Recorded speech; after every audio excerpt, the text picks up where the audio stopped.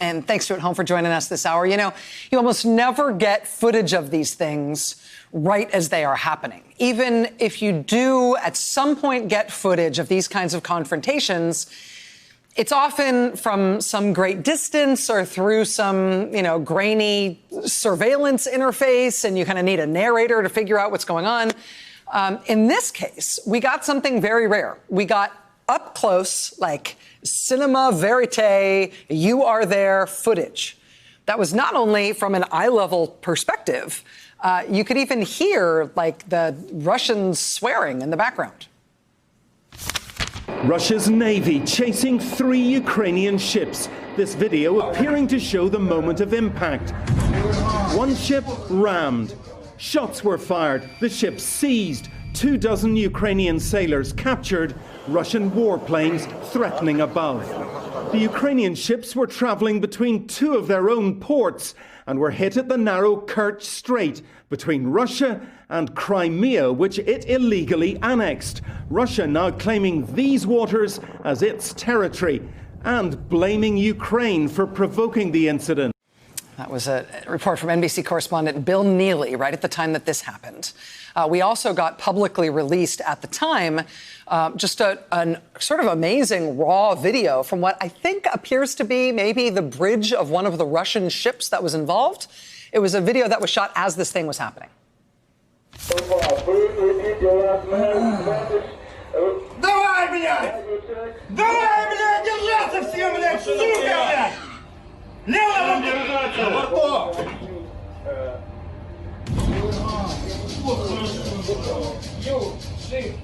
8:21! Вперед, машина 4 вперед! Лево на борт! На борту! Лево! This happened just a little less than a year ago, Sunday, November 25th, last year, 2018. And what happened here is that a Russian ship rammed into a Ukrainian tug. Then the Russians opened fire on that tug that they just rammed, and they opened fire on 2 other Ukrainian ships. The Russians then sent commandos on board the Ukrainian ships they had just rammed and shot at, and they took the crew members off those ships. They took 24 Ukrainian sailors as their prisoners. Some of the Ukrainian sailors were hurt in the attack, but they took them all prisoner. If you look at a map where this happened, it gives you a little bit of a sense of what might have motivated this Russian behavior. And you saw Bill Neely spell some of this out in his package for Nightly News the night that it happened. On this map, it's pretty obvious. On the right side of your screen, that's the western part of Russia. Left side of your screen, that is the southeastern part of Ukraine. At the bottom of your screen, below the other part of Ukraine that's called Crimea, you can see the Black Sea there. But in between Russia and the part of Ukraine that is called Crimea, you can see there's this tiny, narrow little strait, which is called the Kerch Strait. And north of there, north of the Kerch Strait, that is a different body of water. That's the kind of an extension, northern extension of the Black Sea. It's called the Sea of Azov.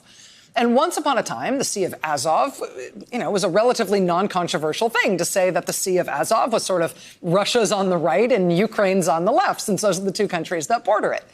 But 5.5 years ago, Russia invaded Ukraine, and they took a whole big chunk of the nation of Ukraine. They took Crimea for themselves. They decided that Crimea was now part of Russia.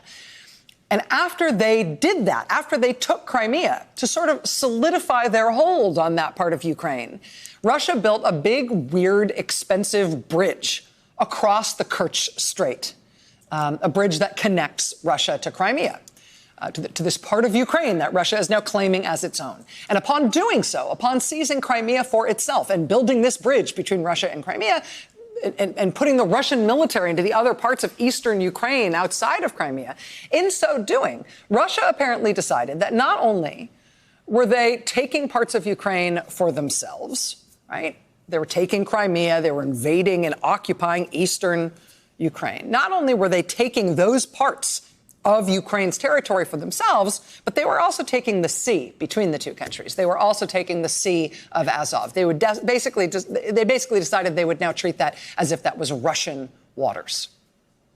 And so roughly this time last year, there's these 3 Ukrainian ships full of Ukrainian sailors. They set off in their journey from one Ukrainian port. They are going to another Ukrainian port. They are traveling through Ukrainian waters to get there on that journey. But Russia swoops in, shoots at them, boards their vessels, seizes their vessels, and takes all these guys prisoner. Russia put all of those Ukrainian sailors in the Lefortovo prison in Moscow. Lovely facility, first opened in 1881. That's where they brought these Ukrainian sailors who they shot at and injured and seized and took prisoner this time last year. And, they've been holding them all this time. They only let those guys out of prison this past month in a prisoner exchange. So this is kind of a crisis, right? I mean, for the first time since World War II, you had a country on the borders of Europe, right, using military force to seize another country's land. That was when Russia took Crimea from Ukraine in 2014. Then here they were just this past year, less than a year ago, seeing how much further they could push it. Not just taking Ukraine's land, but taking the sea as well in 2018.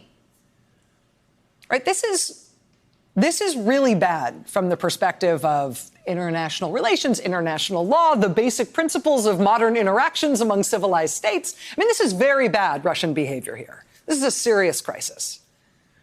Now, as I mentioned, this thing that happened in the Sea of Azov, this thing that happened at the Kerch Strait, it was about a year ago. It was on a Sunday in late November last year. President Trump was asked about the crisis the following day, on the following Monday. He did not seem that concerned about it. We do not like what's happening either way. We don't like what's happening. Yeah, either way. Either way. I mean, what, you're asking me about what Russia did in shooting up those boats and taking all those sailors hostage from our ally, but you know what? We didn't like those sailors being there anyway, in their own boats, in their own waters, in their own country, doing their own thing. They, too, are part of the problem. Yeah, we didn't like either side of this. We didn't like either the old lady in the crosswalk or the speeding truck, frankly. Russia, naturally, was delighted with this answer. The Washington Post interviewed a senior Russian official, their deputy foreign minister, to get his response to how President Trump was addressing this crisis. Quote, Russian Deputy Foreign Minister Alexander Grushko interpreted the calls for both sides to ease tensions as a signal that even Western officials believe that Ukraine shares some of the blame. Quote, this is a sort of acknowledgement through their teeth that the Ukrainian side is also at fault, even from their point of view, Grushko said. So the attack happens on a Sunday. Most leaders in the Western world freak out. The following day, on Monday, President Trump does not freak out and says, oh, I'm concerned about both sides. Russia's delighted. Within just a few days from then, though, Trump was due to travel. I mean, later that same week, on Thursday of that week, he was due to travel to the G20 conference, which was held in Argentina last year. At that G20 conference, there was already an announced plan for President Trump to have a bilateral head-to-head meeting with Russian President Vladimir Putin. Now, obviously, under these circumstances, where Russian forces have just opened fire on a U.S. ally, wounded some of their sailors, seized 3 of their ships by force, and taken 24 of those sailors prisoner, I mean, obviously, under those circumstances, the Russian president who just did these things cannot then have a friendly meeting with the U.S. president. Not just days after this attack on one of our allies, right? I mean, your meeting with President Putin is off, sir, right? That's not happening anymore, is it? I think it's a very good time to have the meeting. Ah, of course. Why not have the meeting? What could possibly get in the way of you having yet another opportunity to stare into those steely blue marbles? Now, ultimately, however good a time President Trump thought that was going to be, that was an answer that even the Trump White House had to acknowledge could not stand. Within less than an hour after the president saying what I just showed you, less than an hour after President Trump said he thought it would be a great time to meet with Vladimir Putin, less than an hour later, the White House announced that, in fact, maybe it wouldn't be a great time. President Trump would be canceling his meeting with Vladimir. They would not be meeting together at the G20. It's interesting, though. It's almost like Russia knew they were more in control of the situation than the White House might be, because Russia never expressed any concern in response to that White House announcement. They never seemed concerned at all that that meeting might actually be off. In fact, Russia subsequently bragged that as far as they were concerned, the meeting was still on. Kremlin spokesman Dmitry Peskov telling reporters, quote, this meeting is being prepared.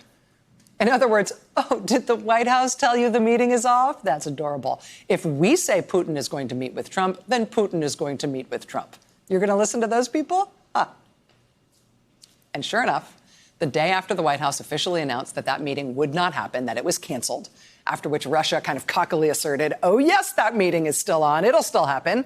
In fact, the following day, Russia formally announced that the meeting between Trump and Putin at the G20 was still on. And in fact, when Donald Trump went to Buenos Aires to the G20 meeting, he did, in fact, meet with Vladimir Putin, just like Russia said he would. Sure, the White House said he wouldn't take that meeting, but Russia said he would, and he did. Good boy.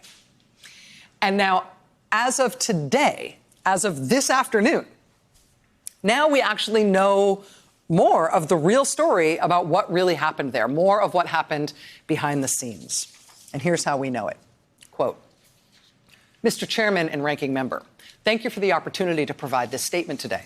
I've served as a Foreign Service officer in the State Department since 2005. I have spent most of my career serving in countries on the periphery of the Russian Federation, including Mongolia, Armenia, and most recently Ukraine. For the last 5 years, I've worked in Kiev and Washington to advance our national security interests by promoting a peaceful resolution to the conflict in eastern Ukraine, countering Russian aggression, and defending the principles that international borders should not be changed by force. It has been a privilege to serve our country and to promote our national interests on such an important foreign policy issue. These efforts have benefited from strong bipartisan support. In August 2017, Ambassador Kurt Volker asked me to serve as special advisor for Ukraine negotiations. In this role, I helped develop negotiating positions, analyzed Russian and Ukrainian ceasefire proposals, provided context on the history of the conflict and past negotiations.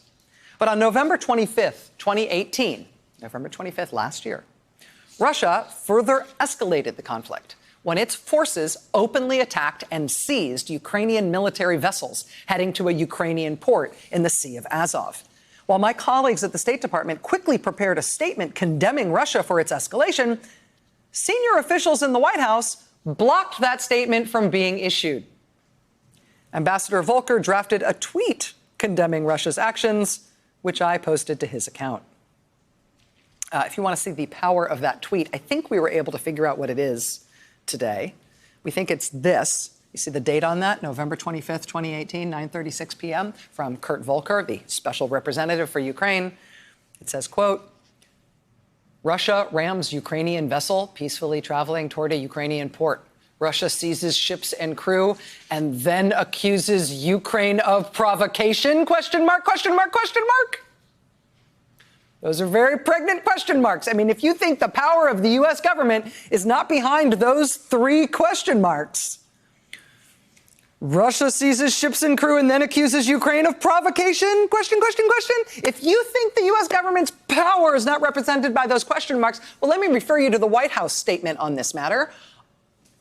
There isn't one, sorry. There never was one.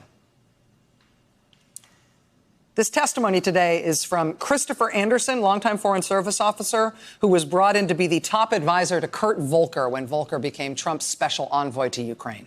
For the first time in Anderson's testimony today, we learned that someone senior at the White House intervened to prevent the issuing of a statement that would condemn Russia for what they did just last year, actually less than a year ago, when they rammed into and shot at those Ukrainian ships and took all those sailors hostage.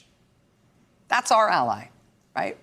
We supposedly do not recognize Russia taking part of Ukraine and calling it Russia. We certainly do not recognize Russia considering those international waters or Ukrainian territorial waters to be their own.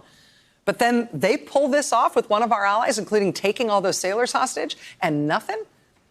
The White House intervenes to stop a statement of condemnation? Why did that happen? Which senior official at the White House did that? We didn't know about that before today. But it's amazing, all the stuff that's turning up in this impeachment inquiry.